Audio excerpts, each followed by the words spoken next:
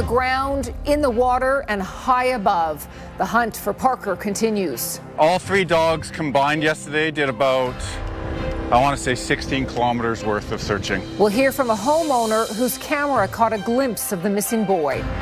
Plus, Prime Minister Carney says he'll do whatever it takes to defend Canada. Everything's on the table. But can or will Alberta say the same? And the Calgary Folk Music Festival is now on, under a blanket of smoke. We are taken care of pretty well as artists, and I know that the folks who come here, the folkies, we're resilient people. How organizers plan to handle Calgary's heat and poor air quality. CTV Calgary, local breaking news with Tara Nelson. Hello and thank you for joining us. We have the latest on a developing story tonight. It has been exactly a week since 11-year-old Parker Wells disappeared. And for the first time, we are hearing from a homeowner who spotted Parker on his home video last week. Alicia Fieldberg joins us now. And Alicia, we spoke with some Thorncliffe residents today, one of whom is one of the hundreds of Calgarians who provided police with home video. And it shows just a quick snippet of Parker passing by. Tara, he and others in the area also allowed police into their homes to search, saying everything needs to be done to find this child. Police confirmed that every available tool is still being used to search for Parker on the ground and in the air. That includes drones with advanced zoom and thermal imaging. They can assess certain terrain much more quickly, and the information gathered can help ground searchers focus their resources. Firefighters are out too, including the technical resource team. They're searching confined spaces, including storm sewers. The aquatics rescue team is checking water with inflatable boats, underwater cameras, and in-water searches. Parker was last seen just before 1 p.m. last Thursday along Travis Crescent. The 11-year-old was shirtless with dark shorts and black headphones. Police have used video and security and doorbell cameras at several homes and businesses to map out Parker's movements. People who live in that area say there is a huge search effort. The police were over at my place and they downloaded my film from my security camera, and he was walking south. They checked underneath my beds, closets, cubby holes, anywhere someone could hide. I mean, it's incredibly sad, and you know what I mean? I can't fathom how exactly they haven't managed to find him. Like, the people that are cruising around here, like when I come home from work at the end of the day, there's hundreds of people searching every nook, cranny, hillside. And there are still hundreds of people searching for Parker tonight, including Calgary police, firefighters, and civilians. Police say that they've ruled out the vacant properties in that immediate area. Tara. Okay, Alicia, thank you.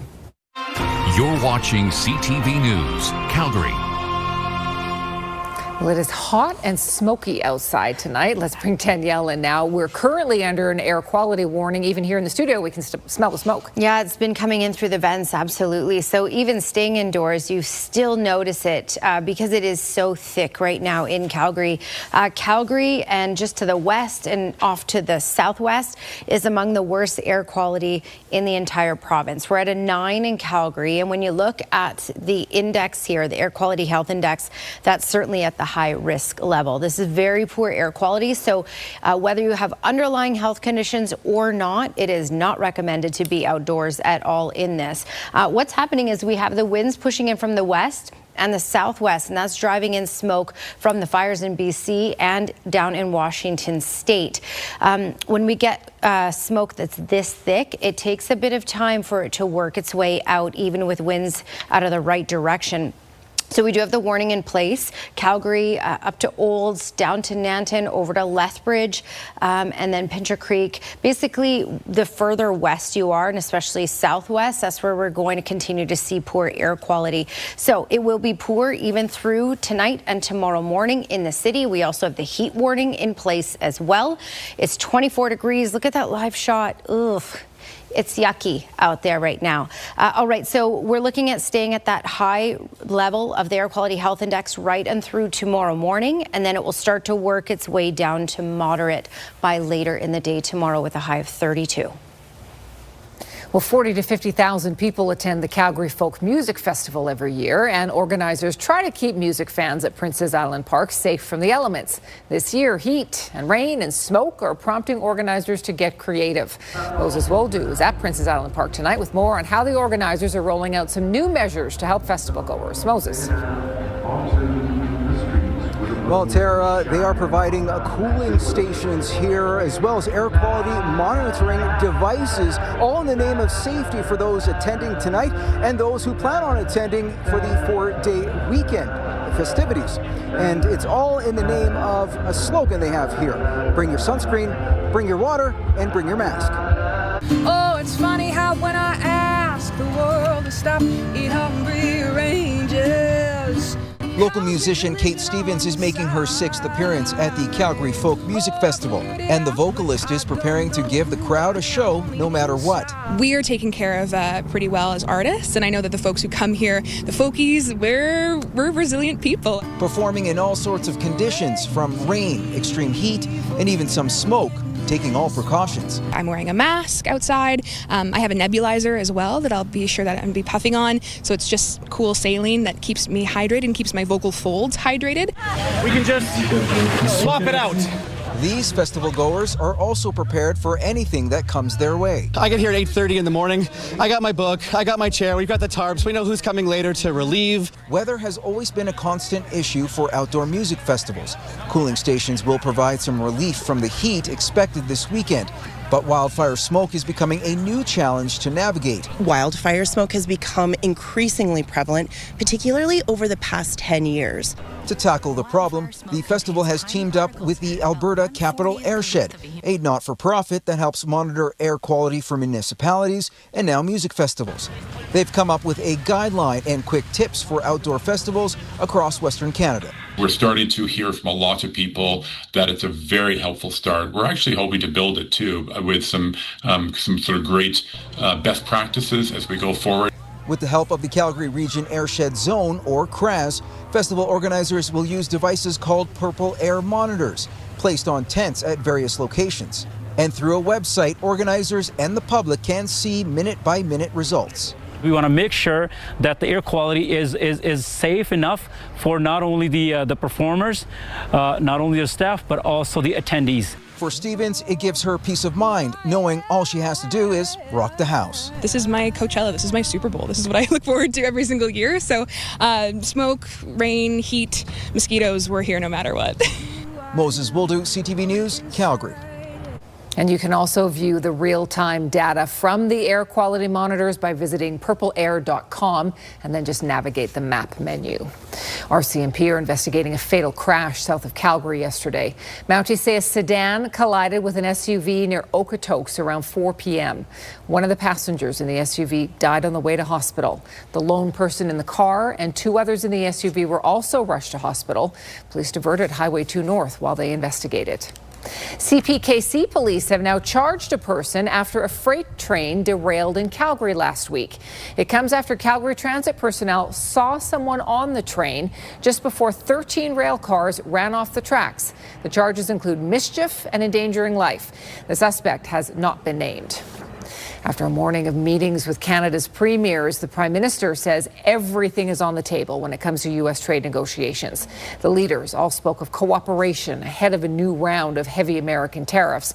But some are wondering if Canada is pulling every lever it can. Tim Brooke explains. American tariffs have been focus number 1 in PEI this week, though there's differing opinions on how Canada should fight back. We are an energy powerhouse. And we could dismantle the U.S. if we wanted to. And we need to be frank with the Americans that they will not get the kind of access that they seek to what's in Canada if this is how the conduct's going to go. It seems most premiers believe it's now time to use Canada's real bargaining power, energy. American refineries, specifically in the Midwest, rely on exported Albertan crude. But ask the leader of the oil-rich province, and it's a hard no. Well, that's not going to happen. Thursday with the PM, temperatures lowered. Mark Carney is preaching national unity. And part of that unity is recognizing that there isn't a series of little trade issues, they're broad trade issues. All of them have to be part of a comprehensive agreement. President Donald Trump's move to impose 50% tariffs on some Canadian goods is coming next month. Carney won't say what comes before then, but hinted Thursday at supports for tariff-affected sectors. Everything's on the table if there's no agreement, depending on the outcome of the negotiations, yes. Experts believe the measured approach is wise. But we need to proceed a bit more slowly and deliberately than other countries have gone. Whether the eventual pushback includes energy remains to be seen. But some insist when dealing with a bully, a strong response is key. She knows that we have leverage, but she's chosen deliberately not to use it. So this isn't pragmatism. From my perspective, it's cowardice, and I would even argue that it's negligence. Smith disagrees. In fact, after meeting with the PM, she's confident Canada can negotiate its way out of this without pulling a lever it doesn't want to. Part of our success has been, I think, that we've gone directly to American businesses and consumers, and they become our advocates. They know how valuable it is to have a free flow of energy across the border. And Tim joins us now. Tim, energy was actually a big topic all week in Charlottetown.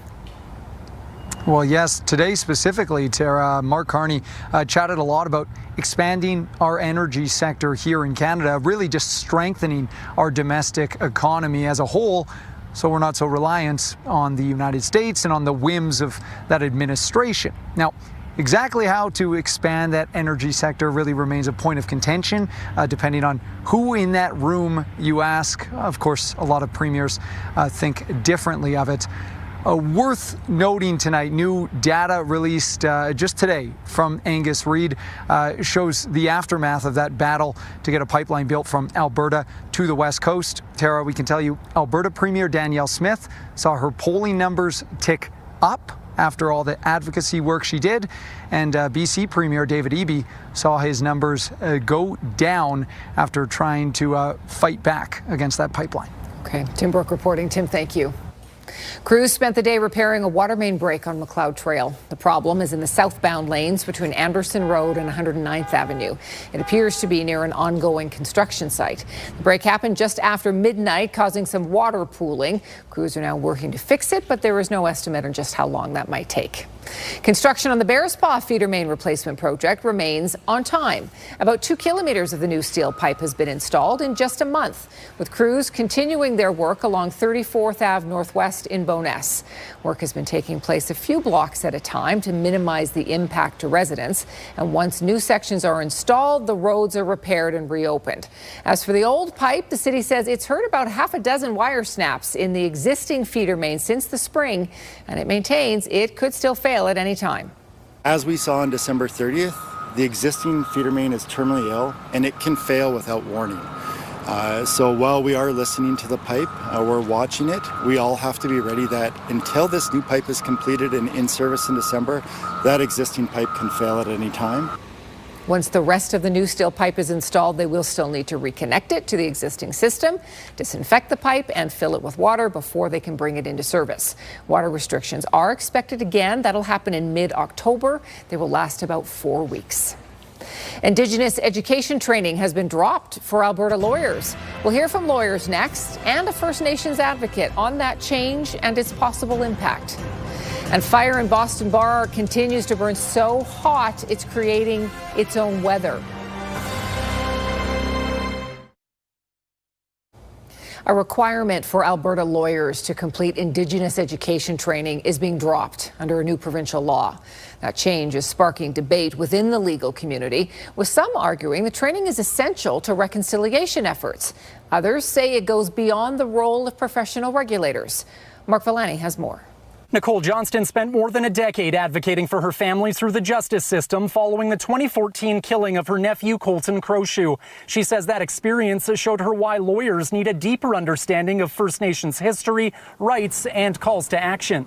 We're really now taking a step backwards. An Indigenous education course known as The Path will now be voluntary for new Alberta lawyers and those transferring from other jurisdictions. How are they going to help and understand when it comes to the Constitution and legal rights of First Nations. The change comes as part of the Alberta government's Regulated Professions Neutrality Act, taking effect on September 1st. The act ends the ability for regulators to require mandatory education or training unrelated to professional competence or ethics, but does not prevent or limit professionals from undertaking training if they choose to do so. Reconciliation remains a priority for Alberta's government. They shouldn't really be part of the Law Society's activities at all. And some Calgary lawyers like Glenn Blackett agree with the decision. He says mandated Indigenous training courses are being used to influence broader social or political objectives. The Law Society, which regulates lawyers, has decided that they're going to use their regulatory power not to make sure that lawyers uphold the law, but really to incentivize lawyers to change the law. And that's not the lawyer's job. It's not about influencing anybody. It's about telling you the history of Alberta and Canada. The PATH training course was created in response to the Truth and Reconciliation Commission's Call to Action 27, asking law societies to educate lawyers on Indigenous rights, treaties, residential schools, and Indigenous law. It was a direct fulfillment of that TRC call to action. So now Alberta has to kind of erase that from our record, which it's disappointing. It was designed essentially to help them understand some of the systemic issues that may have affected their clients and to make sure that those things are presented. The Law Society of Alberta says over 10,500 of its lawyers completed the PATH over the past 5 years. As a result, the Law Society is confident that we have responded to this call to action in a meaningful way. Still, opinions are divided. The lawyer's job is to be loyal to the law and the Constitution and be loyal to the client's interests. We need to understand our history. Mark Villani, CTV News, Calgary. The province says the PATH Indigenous training course will remain available at no cost to Alberta lawyers who are still interested in taking the education. 3 members of the Canadian Army were injured during a training exercise on the Athabasca Glacier. It happened Friday during crevasse rescue training at the Columbia Ice Field. Officials say the 3-person rope team fell about 20 meters into a crevasse. They were all injured, but in stable condition when they were flown to hospital in Jasper. The military says because this type of training is so high risk, they always have qualified rescue personnel ready to respond in the event of a fall. Edmonton's sky has lit up quite a lot this month with about 11,000 lightning strikes recorded so far. One of those strikes hit outside an elementary school. People are now stopping by to see the damage. Here's Naramanisa. She's sticking her nose right in it. Mike and Janet Jeffrey, along with their dog Utah, drove from St. Albert to the school in northwest Edmonton to see a sidewalk. So I wanted to come check it out just to see what the damage was. Earlier this week, lightning struck the pavement, leaving behind a small crater. It also affected a nearby fire hydrant halfway down the block. I think it's incredible the power that it had, and it looks like slight damage, but there's a hole in the concrete. The city has marked the spot as underground work is needed. The hydrant is in working order. EPCOR cleaned it up, saying it was only damaged on the exterior. Most often if it hits a tree or something, the tree cracks and you don't really see anything, where this one you can actually see some evidence of it, or more evidence. It's been a stormy July. Environment Canada says roughly 11,000 lightning strikes have been recorded so far this month, a major jump from July 2024 and July 2025. Each saw about 2,000 strikes recorded. We've got a lot of moisture in the region. Still very humid. You can feel it when you're outside. It's very muggy. CTV meteorologist Corey Adel says wet weather and heat is the perfect storm for lightning shows. So we've had a lot of really big turbulent storms, very moisture driven. And the more moisture that you have in these storms, the bigger they get and the more active they become and the more electrically charged as well. The city says it plans on preserving the portion of sidewalk that was struck. It's planning to give it to the University of Alberta for research purposes. Probably had a lot of visitors, huh? A neighborhood attraction sparking a lot of attention. Naramanisa, CTV News, Edmonton. A tornado that hit west central Alberta is confirmed to be an EF2. The tornado happened near the hamlet of Robb last Friday. Researchers estimate the wind speed at about 190 kilometers an hour and the length of the path about 10 kilometers. The Northern Tornadoes Project also released aerial photos of the damaged area. There have been 27 tornadoes reported in Alberta, the most active season in the past decade. This is CTV News, Calgary. Let's bring Danielle back in. We've got all eyes on the smoke tonight, and it's even getting a little bit worse in some areas. Yeah, we talked about, summer, we can handle some heat. We're expecting some heat, but the smoke is just, it's yucky, really. And the conditions that you get with this, and the fact that we have low visibility, that is terrible for our lungs. And we're seeing the worst of the air quality in the province, in Calgary and surrounding areas. Calgary is at a 9, so if you check out the scale at the top, that's certainly in that high risk level of the air quality health index. So Calgary's at a 9, Airdrie's at a 10 right now. So we're definitely high up there. And when you get this much smoke, it takes a while to work its way out. So it's not going to be better in an hour or two. This is going to take much of tomorrow to weed out as the wind direction starts to change. Where we have the warnings in place are all closer to the BC border here, and that's because we have the winds out of the west and southwest. So that's driving in smoke from the fires in BC and from the fires in Washington state. And as long as we have these wind directions, this is what we're going to get. And in fact, they're going to kick in tomorrow afternoon out of the southwest once again. So while it works its way out throughout the day, it might return again later in the day tomorrow. We have the air quality warning in place. Calgary is included in this, up to Olds, over to Rocky Mountain House, down through Nanton, Lethbridge, Pincher Creek, and Crow's Nest Pass. Again, areas off to the west and around Calgary, we're seeing the worst of it right now, and it may pump back in later in the day tomorrow as we get these winds gusting up to 40 kilometers per hour out of the west and southwest tomorrow. All right, now let's talk about heat, because we're under a heat warning as well, and this is excessive heat, and the hottest days will be Friday and Saturday. So Calgary, yes, is under the warning. So is all the way up to Coronation and all of southern Alberta pretty much. Airdrie isn't, Banff isn't, Cochrane isn't, but that's only because it'll be just a couple degrees colder than everywhere else. So these are just the base temperatures. It's 33 in Lethbridge, 33 in Medicine Hat, 24 in Calgary. Let me throw in the Humidex, and it feels closer to 38 in Medicine Hat, 33 in Brooks. And we don't have a lot of humidity in Calgary right now, so we just feel like 25, and we're going to get into the 30s tomorrow. All right, we have that ridge of high pressure that's going to continually build in. So this is allowing a couple of things. Warmer air to push in from the states, and this ridge of high pressure is like a protective bubble, so it allows the heat to just build underneath it, and that's why temperatures will continue to climb. We've had a little bit of rain. Sometimes that helps clear out the smoke, but we didn't get enough of it. There are some thunderstorms happening, and this is tracking towards the Nanton area right now. It's a non-severe storm, but it may pack some smaller size hail, certainly some lightning. And for Calgary, there are a couple pockets of rainfall headed towards us. So we may see a little bit more isolated showers as we head through the rest of today. And we could see a few isolated showers out there tomorrow as well. But again, very isolated, very brief if we get it at all. 32 is our high tomorrow. Air quality health index, we're going to go from high to moderate, and then we may bump back to high again, but we should be improving on Saturday and down to moderate. By Saturday, still a high of 31. That's your Action Furnace 5-day forecast. In the Middle East, the U.S. military has conducted its 12th straight night of attacks against Iran.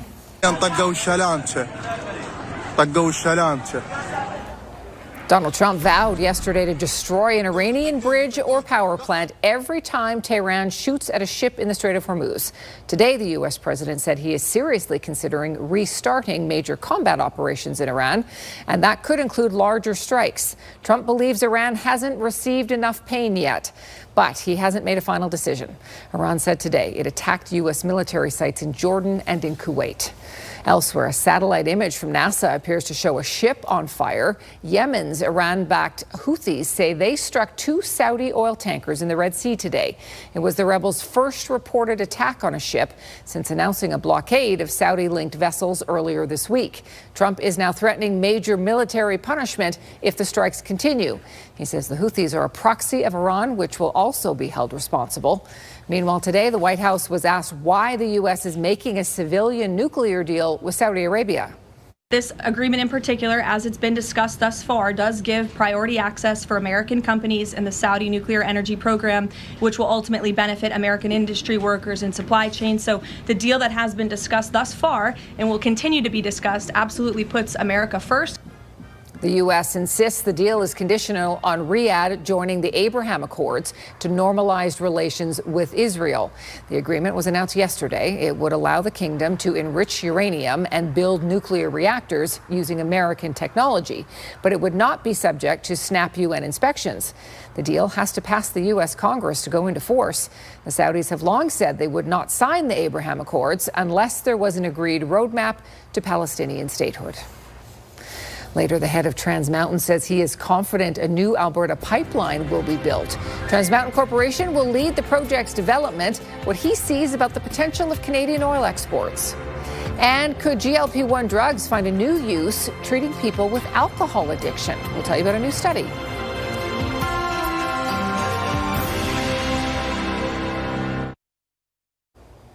The province has officially changed the way Albertans can access diagnostic testing.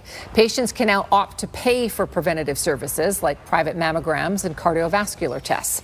If the private test finds a life-threatening condition, the province will reimburse the patient for the cost of the service. The new order in council is meant to speed up wait times, though some critics argue it could take specialists away from the public field. There are no changes for tests with a doctor's referral. Those remain available to all Albertans at no cost. Drugs such as Ozempic have been associated with many benefits, such as heart and liver health. Now a new study suggests another benefit. Pauline Chan has the details. GLP-1 agonist drugs like Ozempic and Wegovy were first used in controlling diabetes, then for weight control. We've seen how they can help with cravings related to food. And so the leading theory is that GLP-1s can affect the part of the brain that, control feeling full and feeling rewarded. And so kind of lends itself to thinking maybe that could work for alcohol and drugs. They looked in different relevant populations. So one was a group of people with diabetes that is the primary group who these drugs are prescribed for. A second group was people with obesity who didn't necessarily have diabetes. And then the third study was interesting, was a study of people with alcohol use disorders. U.S. researcher Emma Haller says the reduction in alcohol-related hospitalizations was significant for all three groups. So in the diabetes and obesity medication comparisons, the risk was about 22 to 32% lower. Toronto liver specialist Dr. Jordan Feld says the numbers were even more striking for those with alcohol use disorder. In the alcohol group, they're actually comparing the GLP-1 agonists to treatment for alcohol use disorder. So other drugs that are used to try to reduce alcohol use in people with alcohol use disorders. And they actually found a much more significant effect, about a 2/3 reduction. So 65% reduction in admission for alcohol-related complications. Haller says more study is needed, but this is not the first study to look at GLP-1 agonists in connection with addictions. Could these drugs someday be used in addiction treatment? I definitely think that's a possibility. It's obviously premature. We wouldn't recommend at this point using GLP-1 specifically for that indication, but I think this study, along with some of the other published literature, really gives us a sense that maybe there's something here. Pauline Chan, CTV News. The Canadian government is urging anyone traveling to the U.S. to be extra cautious because of the high-profile outbreak of cyclosporiasis. The stomach-upsetting outbreak has been making headlines across the U.S., with thousands of suspected cases linked to contaminated lettuce. In response, Ottawa has raised its travel advisory for cyclosporiasis in the U.S. to orange. Travelers are being urged to thoroughly wash fruits and vegetables, even if they are labeled as pre-washed. Canada has no known outbreaks. The Calgary Motorcycle Club is celebrating a milestone anniversary, a century in Calgary, with big plans to be hitting the road on two wheels for another 100 years. That's next.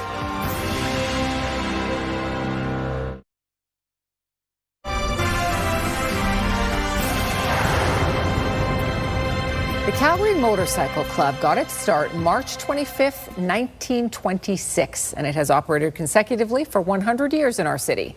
Current members have spent the last 100 days trying to dig into the club's past to help carry it into the future. Here's Kevin Fleming. They've been collecting all the information they can about the Calgary Motorcycle Club's history. Wade and Laureen Youngman have been members for over 40 years and say the club has evolved since its beginnings. Primarily, it was a Harley-Davidson club. There was kind of basically two motorcycles, Harley and Indian.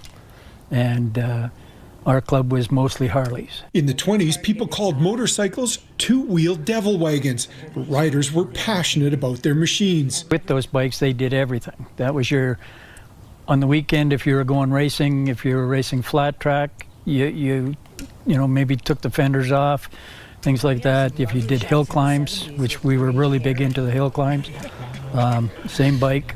Bob Roberts is the current president and says early members had to be adventurous riding on gravel roads instead of asphalt. It's just amazing, some of the old photos, the old style bikes that they had, the weather they had to go through, like riding the roads that they did. They don't have our Deerfoot Road now, but... Kevin Chalowski says he and his wife have been reaching out to past member families to collect all the information they can about the club. The more we can document this and put it out there, publish it on the internet and in books, then it's not lost. So in 100 years from now, hopefully the club is still going and people will be able to look back and understand exactly what happened. Lorene is the only woman to hold the position of president in the club's history and says it's always actively looking for new members. That's what keeps the club going for 100 years.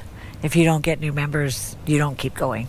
And younger members bring enthusiasm and energy, and the older members have experience and sensibility, maybe, some of them. Kevin Fleming, CTV News, Calgary. So this weekend, the Calgary Motorcycle Club is hosting a banquet and a group ride for members on Friday and Saturday, and then a show and shine for the public on Sunday. 100 years, good for them. Really good. All right, well, going down a ski jump would be hard, terrifying, difficult, all on its own. Now imagine doing it on a bike, going backwards on one wheel. I love crazy challenge. Well, this is one. This Japanese trail rider pulled off a world first by riding backwards on one wheel down an Olympic ski jump in Nagano. He also smashed 2 Guinness World Records in the process for both steepness and distance. After first visiting the venue in August 2 years ago, he said he faced a pretty steep learning curve here. He did 35 attempts last summer. They all ended in failure, but he just kept trying. He said the trick is going slow, and his persistence paid off. 2 Guinness World Records now he's got. You know, there's lots of things I want to try this summer. That's not one of them. That's not one of them, yeah. No. Well, now you know. Now you know what you don't want to do. I know. Yeah. Right. Okay, well, we're on the topic of crazy challenges, so how about this one? Okay.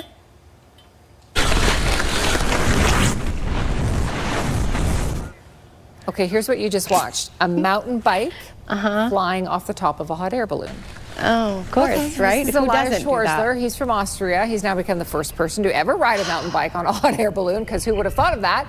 This took 2 years of practicing and prepping and planning. Organizers say it's just proof anything is possible. I guess. I mean, who would have even thought of that? That's really cool to watch. These guys are outdoor enthusiasts to the max. Yeah, I shall scratch that off my list as well. Okay, 2 things Danielle doesn't want to do. Here's a shocking moment from New Jersey caught on camera yesterday, and we want to tell you nobody was hurt. So just keep your eye on this semi traveling toward us. It's hauling a forklift. Okay. It gets caught in the overhead power lines, yanking them down. It rips the hydro pole right out of the ground, sends it flying.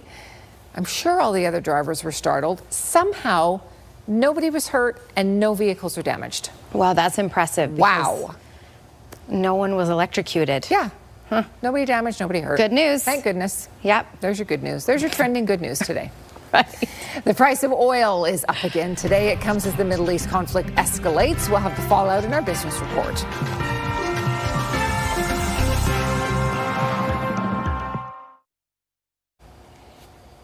Yuck. There's your Skywatch weather camera, and you can barely see the city. Yeah, it's gross out there for sure when the air quality is this poor. 24 degrees is the current temperature. Today's high was 27. Tomorrow is anticipated to be the hottest day of this hot stretch. However, with all this smoke, we got more than anticipated, so we may not get quite as hot because we won't get the sunshine making its way through all that smoke. Calgary up through Olds, Rocky Mountain House towards the BC border, down through Lethbridge, Pincher Creek, Crow's Nest Pass, all under an air quality warning because the air quality is so poor. For example, right now in Calgary, it's a 9, which is in the high-risk level, and a 10 in Airdrie, which is definitely at the high-risk level on the Air Quality Health Index. Plus, we have the heat warning in place for pretty much all of southern Alberta. Daytime highs today, 24 in Calgary. Again, we didn't get quite as hot today because there was so much smoke. 27 in Brooks right now, 33 in Medicine Hat and Lethbridge, and Milk River in the 30s in Pincher Creek as well. All right, when we look at radar and satellite, we had a couple showers peek into Calgary, and there is that thunderstorm rolling through the Nanton area. The worst of it is just to the south of Nanton, as you can see here. All right, lots of lightning, smaller size hail with that one. We're not looking at severe thunderstorms for today. All right, your 24-hour forecast brought to you by Action Furnace. Fix right or it's free. And the key thing to point out here is we're high now on that Air Quality Health Index. We may drop to moderate for some parts of tomorrow, but this is going to take some time to work its way out. And then when the wind pushes back in out of the southwest, as we get that smoke from Washington State and from BC, we may push up too high again late in the day for tomorrow. Tara. Thank you, Danielle. Many people in the Thorncliffe area have allowed police into their homes during a thorough search for any sign of Parker Wells. Police say every available tool is being used on the ground and in the air. That includes drones with advanced zoom and thermal imaging. Folk Fest is underway, and festival goers are dealing with heat and smoke. New monitoring devices are on site to help organizers keep track of the air quality. And the Prime Minister says everything is on the table when it comes to U.S. tariffs and trade negotiations. Donald Trump's new tariff threats dominated Mark Carney's discussions with premiers in Charlottetown today. Oil price volatility has put Canada's supply in sharper focus. Today, we got a sense of what's at stake for a new pipeline from Alberta to the West Coast when CTV News spoke to the CEO of Trans Mountain. That's the Crown Corporation that would run it. CTV's senior political correspondent, Mike Couture, tells us what he had to say. I certainly think it can be built. We already have built something like it. The CEO of Trans Mountain believes the newly proposed pipeline can and will be built. We were talking about the possibility of another pipeline. In an exclusive interview with CTV News, Mark Mackey suggested the cost would be similar to the first pipeline, which was $34 billion. But he says there is a very compelling case for a new pipeline from Alberta to BC's coast. This one is a little longer, a little bigger, more capacity than what Trans Mountain built before. But I think it's very necessary in the global context that we live in today. The federal and provincial governments are investing in the project with the help of the Crown Corporation that Mackey heads up. Pembina Pipeline Corp has also agreed to a potential 10% stake. Prime Minister Mark Carney has also referred the pipeline to the Federal Major Projects Office for approval. Carney has pointed to the federally owned Trans Mountain Pipeline as an example of a project that is working, and Mackey agrees. We paid $1.7 billion into the Treasury last year in dividends and interest. We'll beat that this year. You'll probably reinvest some capital in the years thereafter. This is going to be a very profitable investment for the country, the legacy Trans Mountain. I expect the new system to be the same. And the overall economic impact that system will enable is ginormous to the country. Asked if he believes if the federal government should sell the pipeline that it already owns, Mackey said Canada should hold on to it, adding it's far too strategic to the country. Mike Couture, CTV News, Ottawa. Oil prices shot up today with another twist in the supply route coming out of the Middle East. Here's BNN Bloomberg's Marilla Fernandez. Houthi militants say they attacked 2 Saudi tankers in the Red Sea. The Red Sea shipping route was Saudi Arabia's detour, with the Strait of Hormuz paralyzed. The Houthis are backed by Iran and operate out of Yemen. The changing conflict sent the price of West Texas Intermediate crude above $93 U.S. today, and Brent crude over $102 U.S. a barrel. Here are the closing numbers for the day. The Canadian dollar is up to $72.92 U.S. West Texas Intermediate is up over $5 to end the day to $92.19 U.S. a barrel. Western Canadian Select also up to $69.08, and the TSX lost 292 points today. Those are your business headlines. I'm Marilla Fernandez.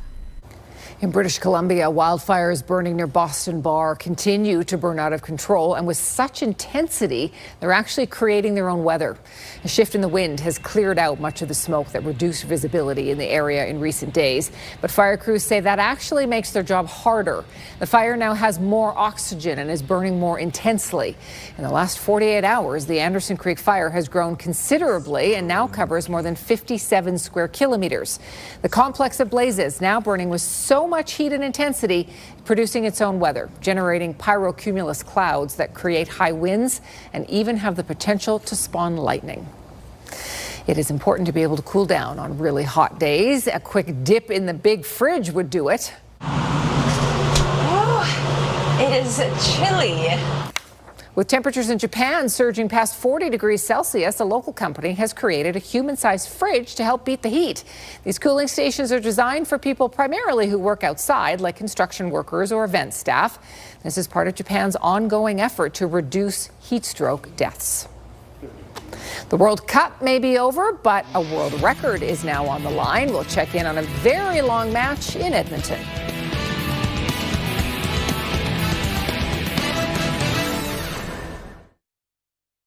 Once again, back to Maya Jones into the penalty area. Another cross in, and the header is in. Callie Johnson equalizes the match. Callie Johnson scored for Wild FC at McMahon Stadium last night to tie the score against Ottawa early in the second half. But then Ottawa responded with another goal later in the half, and they won 2-1. The Wild is still looking for its first win of the season. Their record is now 0 wins, 10 losses, and 2 ties. Their next game is Tuesday in Toronto. The final whistle has blown on an attempt at the world's longest soccer game at K-Days in Edmonton. 3, 2,